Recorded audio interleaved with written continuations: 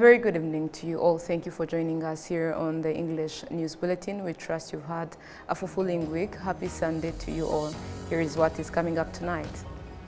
Rwanda is emerging as a key player in Africa's sports development, driven by strategic investments and visionary leadership as the country showcases its commitment to advancing sports.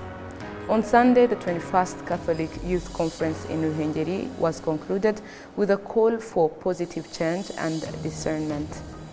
On the international scene, Israel and Hezbollah have traded cross-border fire, marking the heaviest exchanges in months.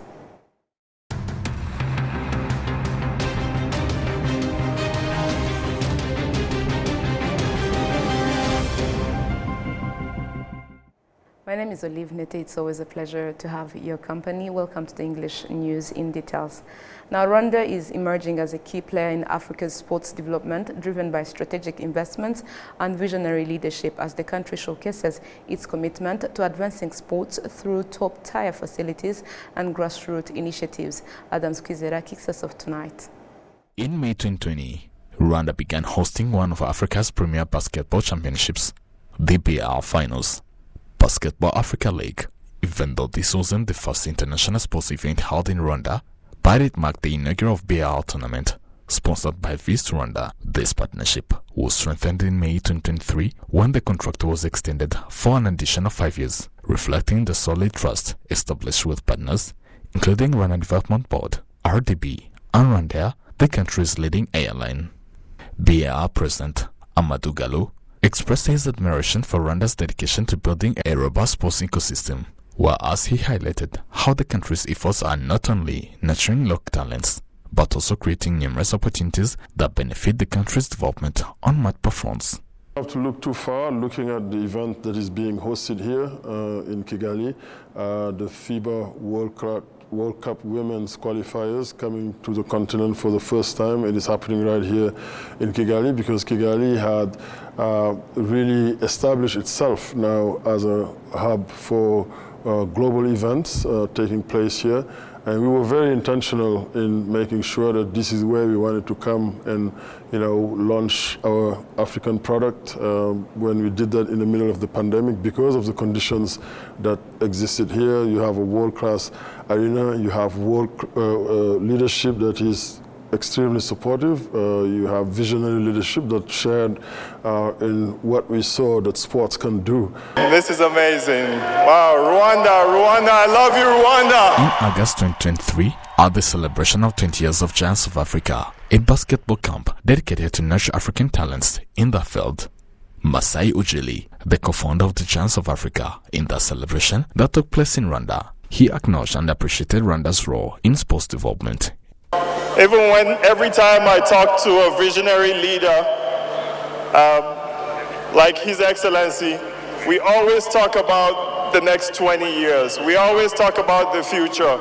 And that's what we're looking at right here. This youth right here are the future of Africa. Yes. This youth right here, they're going to play in the NBA, they are going to play in the BAL, they're going to play everywhere. Amadou Gallo affirms that with the intervention of the government of Rwanda, which is dedicated to building and nurturing talents, continuing to grow talent on the court and off the court, and I see the progress. If it's speaking about Rwanda specifically, I think a summer ago or so, the men's team finished third at the Afro-Chan in Angola. Yeah. Now seeing what the women did, and I understand that both your boys and girls under 18 teams qualified to go to South Africa at the Afrobasket for boys and girls. So we got to continue to work to build expertise, develop coaches. The development of sports and entertainment facilities has been emphasized as a crucial factor in not only enhancing country's image, but also in elevating sports activities to a world-class level and nurturing talents in various fields.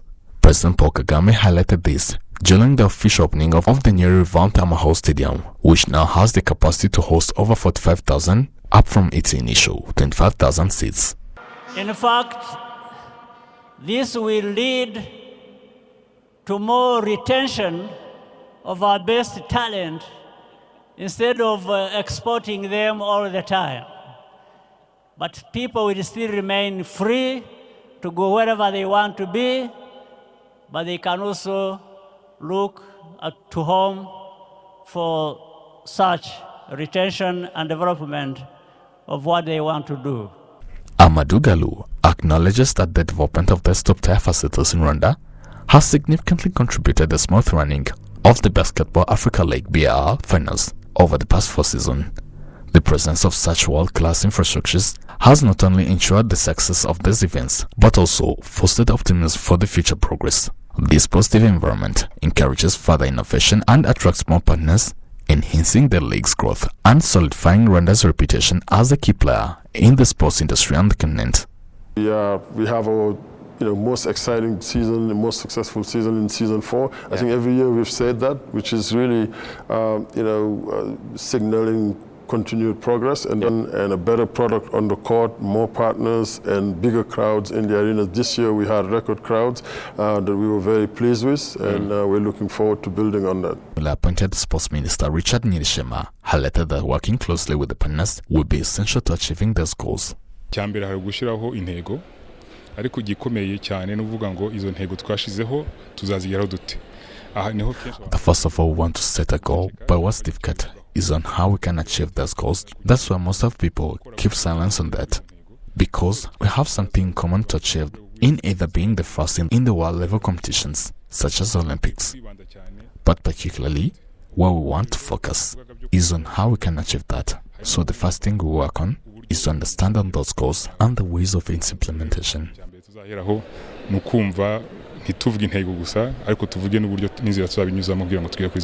Amadou Galou shares a similar optimism about the future of sports sector, particularly basketball in Africa.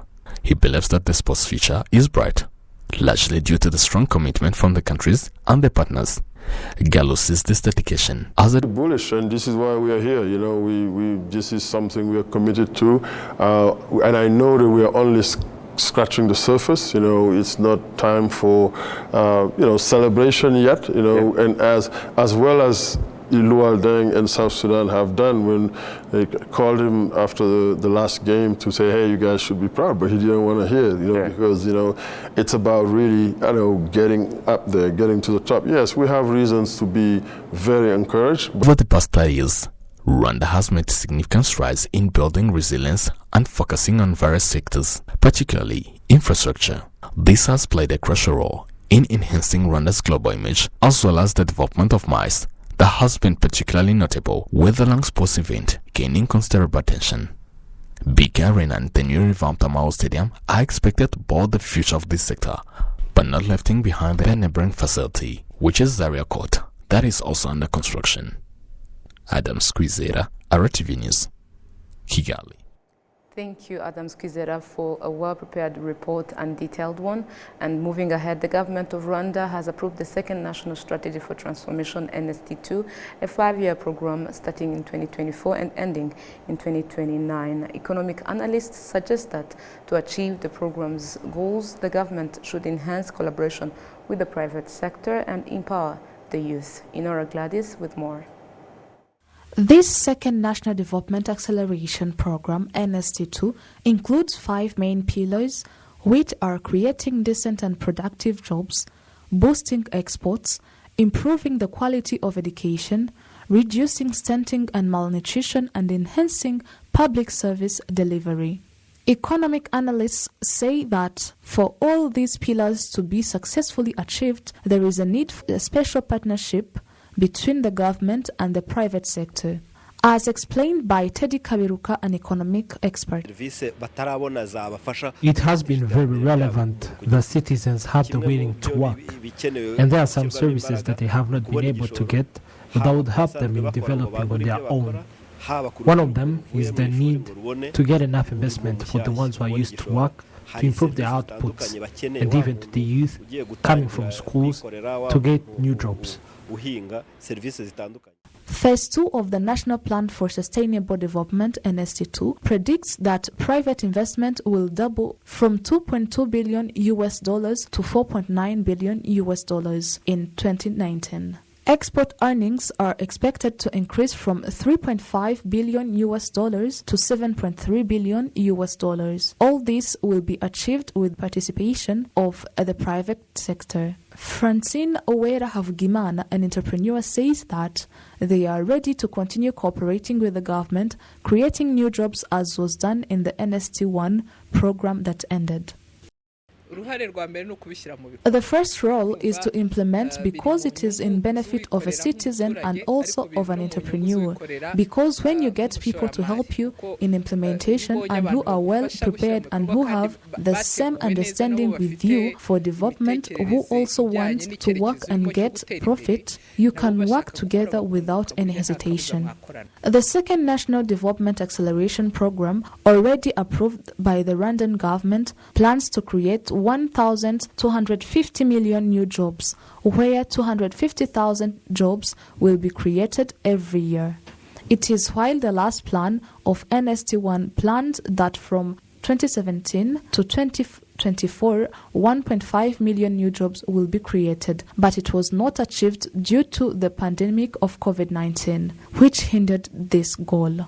Although this goal was not achieved, it was close to being achieved because 1,374 million jobs were created as approved by the Rwandan government. Enora Gladys, RwandaTV News.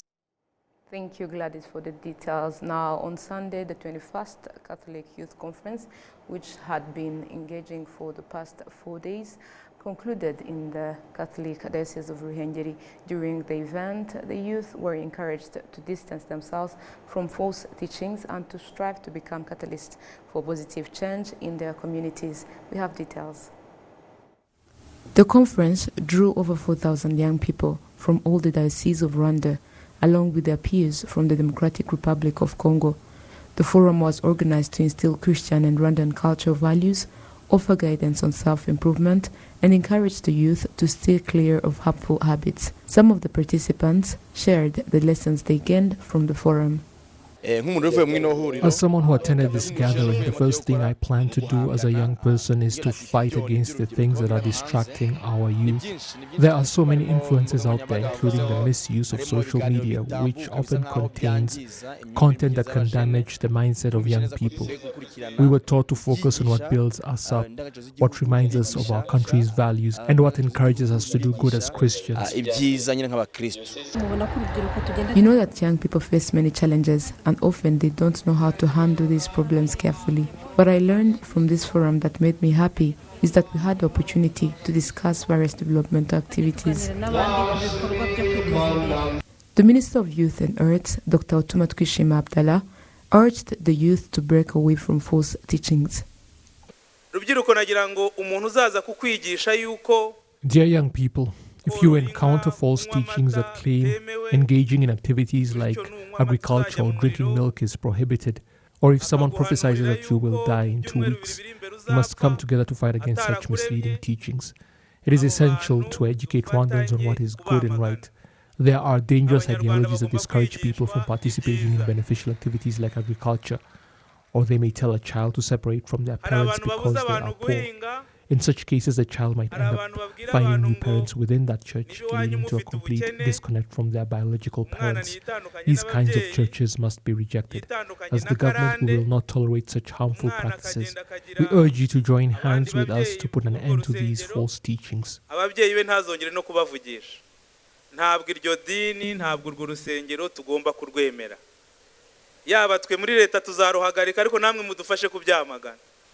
The forum's closure coincided with the celebration of 125 years since the Gospel Fast arrived in Rwanda and 2025 years since Christianity reached the world. Cardinal Antoine Kambanda, Archbishop of Kigali, reminded the youth that they are the hope and future of the country.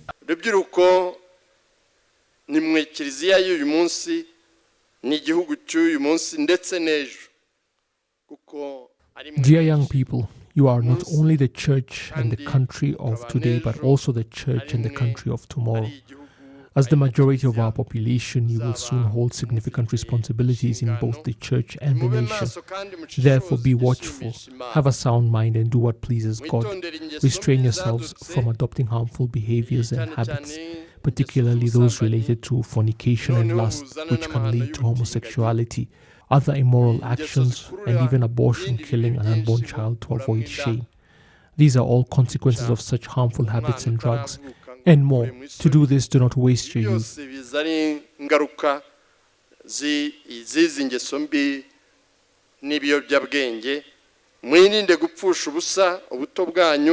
The theme of the Catholic Youth Conference was Rejoice in the Hope You Have in Christ.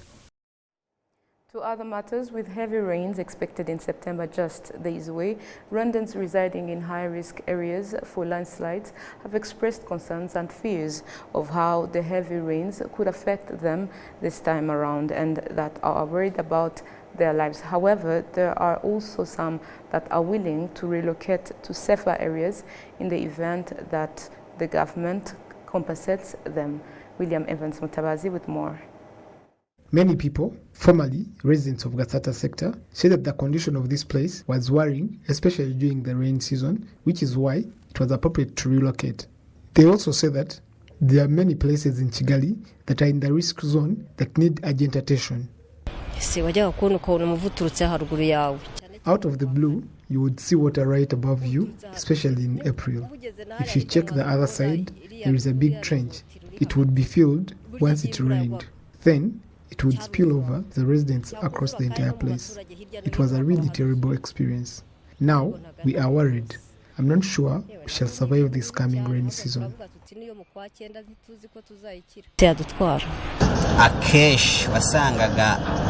Often, you'd find landlords trying to patch up their houses. Usually this was for temporary relief. Eventually, the waters would still run those very houses down.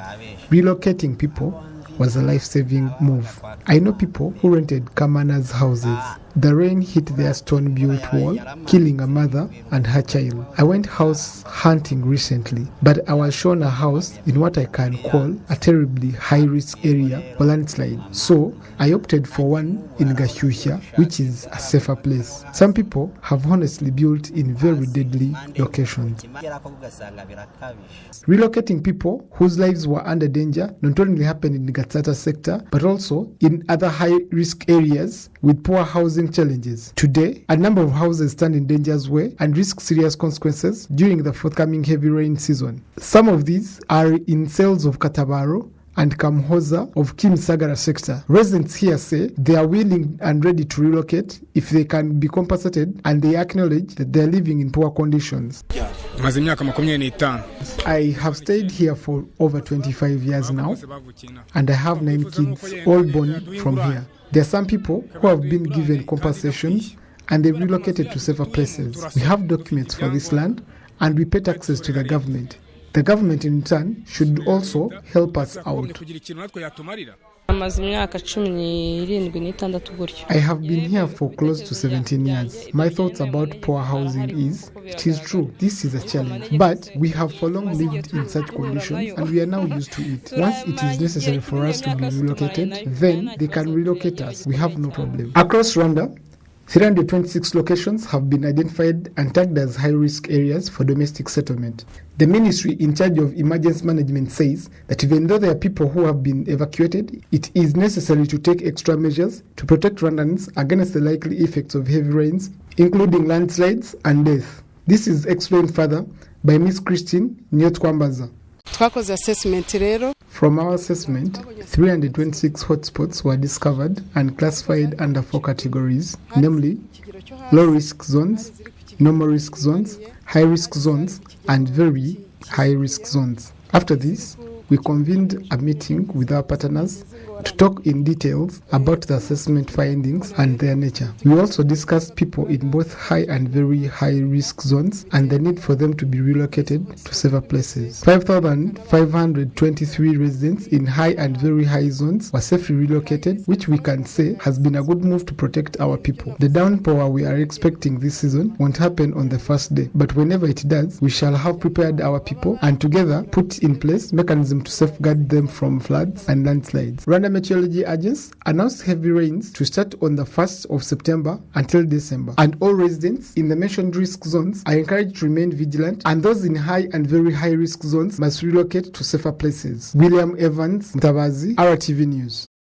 Thank you, William, for the details. Now to Health Matters. In an exclusive interview with Dr. Menela Sinyeshimana, the head of the Department of Health Workforce Development at Rwanda's Ministry of Health, we explored the pivotal role teaching hospitals play in the nation's healthcare landscape. As Rwanda continues to advance its healthcare sector, these institutions are not only shaping the next generation of healthcare professionals, but also laying the foundation for a sustainable and resilient health system. Dr. Nishimana shares insights on how this strategy is transforming the future of healthcare in Rwanda. We have details. When we talk about hospital in general, people understand clinical service delivery. I have eye disease, I go to see an eye doctor. I have to give birth to a baby, I go to see a gynecologist, an obstetrician, and so forth. It's more of focused on the program and service delivery. But when a hospital is upgraded to a rank of a teaching hospital, that's a prestige. The requirements are higher. All of them, they feel honored to be upgraded to a level of a teaching hospital. And this involves their staffing would change, of course, staffing in numbers, category of the staff, the structure changes as well. The hospital, normal hospital have a clinical directorate, but the teaching hospital, on top of a clinical directorate, they will be expected to have a teaching or education directorate that will be able to follow the implementation of the curriculum or of the objective of the students within the premises of the hospital, ensuring that they follow it as it is written, and making sure that the exams happen on time, ensuring that the mentors are available and of quality. If it's an anesthesia class, you make sure that the teacher is of that specialty as well, and also with the required qualifications. Infrastructure changes, of course, mentioning students, you need a sitting place where they can sit down, have their lectures, exchange, be able to connect to other centers for courses that are common. Make sure that the ICT capability is there, and also making sure that they have the right equipment as well. As you know, medical education goes with classroom content, but there is a part of simulation lab, making sure that you are able to access a simulation lab with mannequins and all the needed equipment to be able to demonstrate to the teacher that you have the skills and the hands-on. And also the expectation, the leadership of a teaching hospital should be able to understand the responsibility. It's not a very light matter to be called a teaching hospital, because there are expectations and you're assessed as a hospital, but also a teaching hospital. For example, if it's a normal hospital, the usual assessment will be how many people with eye disease do you treat, how many were cured, how many were referred.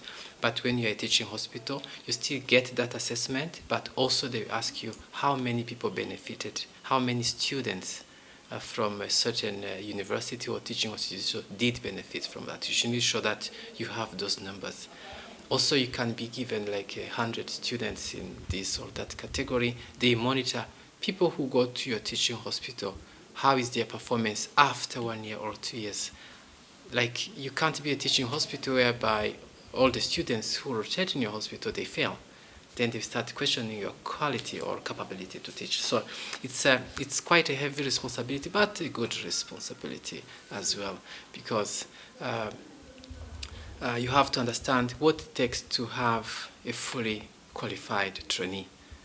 You can have them at the university receiving their theoretical content, make sure that you have an environment for the simulation part of training. The clinical attachment goes with who is there as a patient's type, the students, which type, which category, what are their objectives. Are you able to make sure that those objectives are achieved within your teaching hospital?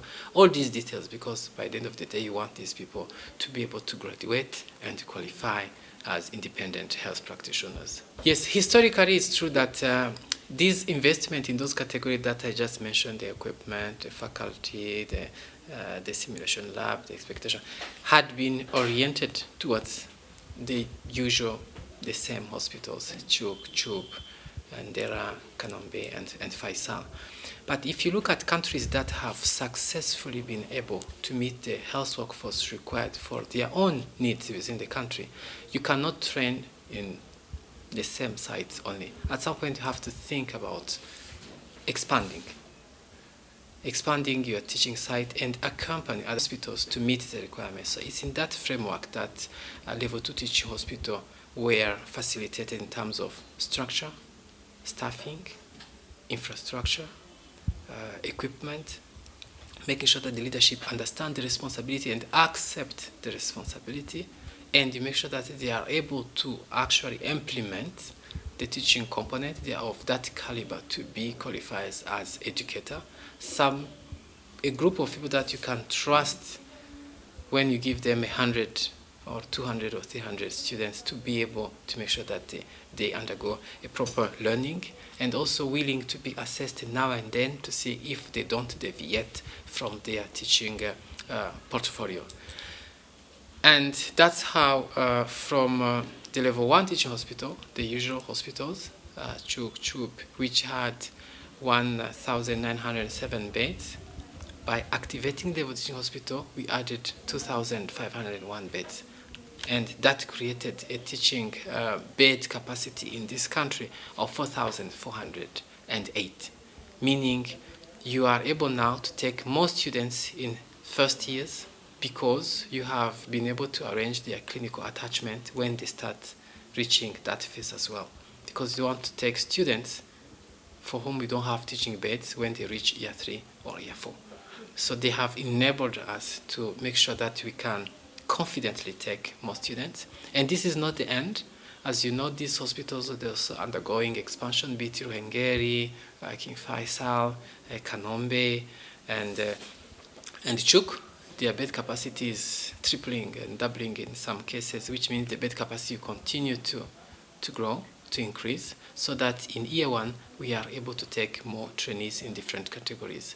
And to paint the picture a bit clearer of today, we are only able to give medical education or medical training opportunity to 10% of the total eligible applicants. And these people, they have A's in everything. A in chemistry, A in maths, A in physics, and all they had dreamed as their career in the future is medical education. They want to be a doctor, they want to be a dental surgeon, they want to be a midwife, but you are limited by your capacity because of the lack of that continuity of education from classroom to the clinical attachment to full practice. So as we move forward in activating the Level teaching hospital and other hospitals, we will be able to meet the needs of the expressed needs by the applicants to go into this program. The hospitals that are not promoted today to the level 2 teaching hospital, we'll continue to work on it to make sure that the infrastructure, the equipment, the setup is well compatible with the learning objectives. In the coming years, we're able to see more and more of this kind, and this is standard in any country. Look at Cuba, look at India.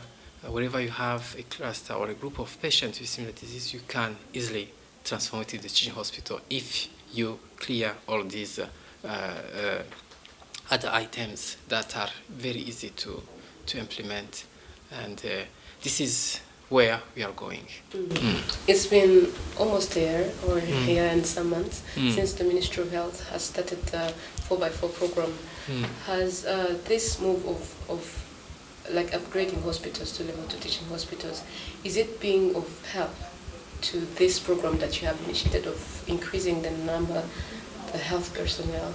Absolutely. It's of great help. I would say that we should have started yesterday, but it's the beginning of anything. Maybe to give an example, what it means to activate the Level 2 teaching hospital in the education of gynecologists and obstetrics. As you know, in this country, we still have a high rate of maternal and child-related mortality, and it has not changed over the last couple of years. And this country has around 110 obstetric gynecologists, and you can count how many women need those services. There are so many. And if you look at the classical teaching hospitals, Chub, RMH, and King Faisal, they had the capacity to take 20 candidate residents into obstetric and gynecology. Per hospital or in general? Total. Like all of us grouped, we can train 20.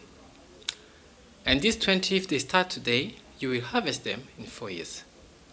It means enrolling 20 in 2024 gives you 20 in 2028 if no one fails. But of course, you can make sure that no one fails. You select the candidates that are of a great caliber and quality who are motivated to undergo the 4 years training of that residency. By activating the level teaching hospital, we're able to take more than 60.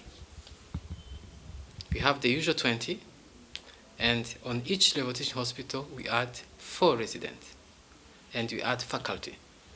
We add equipment. We make sure the infrastructure is compatible, which means we have changed our trajectory. We are to have 20 in 2028, but we are going to harvest 60 in 2028. So this is the meaning of expanding your training capacity by activating the level 2 teaching hospitals.